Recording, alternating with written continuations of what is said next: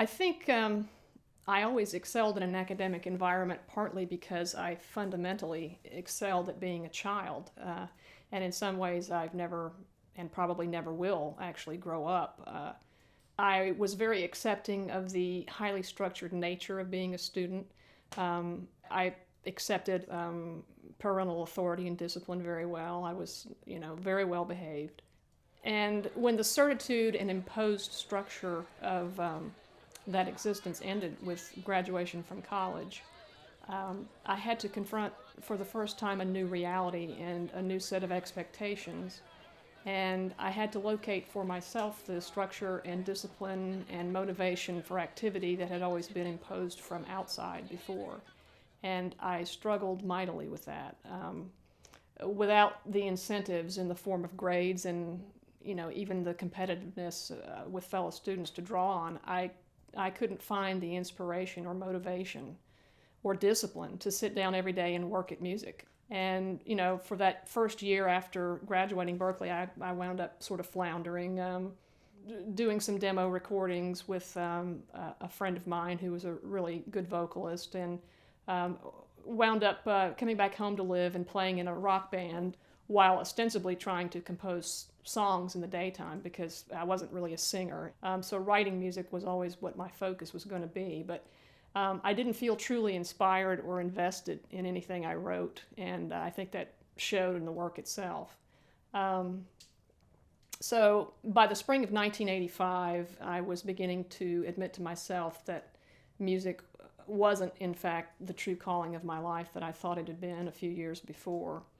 And I made a sort of hasty, last-minute decision to attend law school. It was a valuable education in many ways. I don't regret it. And it honed my analytical abilities and a rational approach to conflict resolution, which I think would be helpful in anybody's life. But deep down, I knew at the time, and I certainly realize in retrospect, that the decision to go there did not arise out of a feeling that it was right for me or that I was well suited for the profession.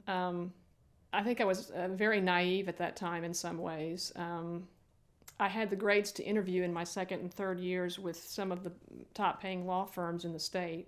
And I did that because I thought that's what you were supposed to do. It was a lucrative profession and you're supposed to go after money. But it quickly became evident to me in these interviews how foreign the people in the firms felt to me, how meaningless or unnecessary some of the cases were that they handled, and how foreign their values seemed, how constitutionally different we were. And I'm sure the feeling was mutual. But I think, going to law school put me back in the highly structured academic environment where I thrived, and it delayed for 3 years the need to confront the real problems that were beginning to insidiously eat away at me, which were timeless existential questions, and the question of exactly what my niche or calling in life was. But most importantly, I think it was something I knew would greatly please my father and make him proud. I wasn't pleasing myself with my chosen career in music, and I think I sought to please him instead. It's, I guess, inevitably flattering and satisfying to any parent when one of their children elects to pursue the same profession they did. And, it's a sort of affirmation that the parent did something worthy of imitation with their life.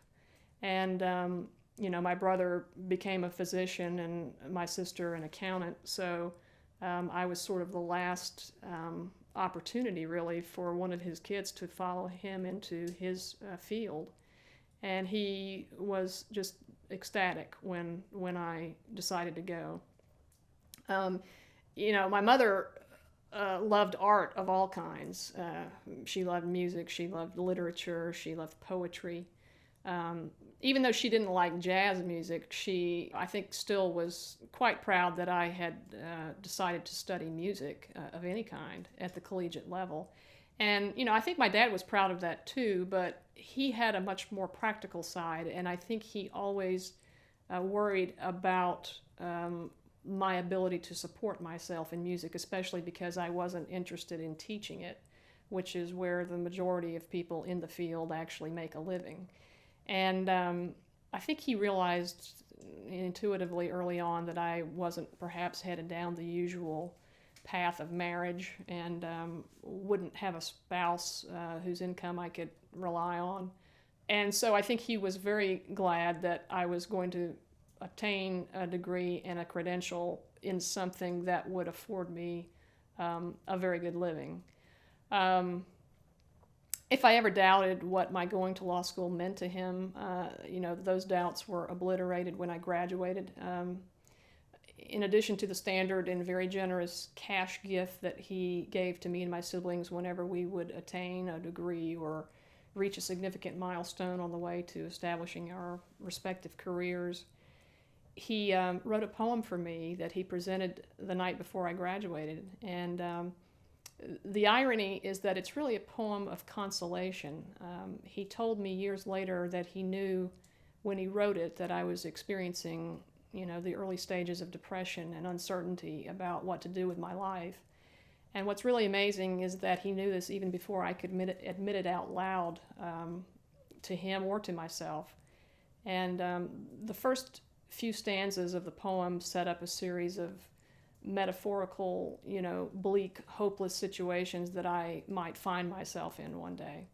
And in one of them, he uses the analogy of a miner trapped alone in a mine when his lamp goes out, and there's no one there to help him, and he's in the darkness alone. And then the crux of the poem reads after that,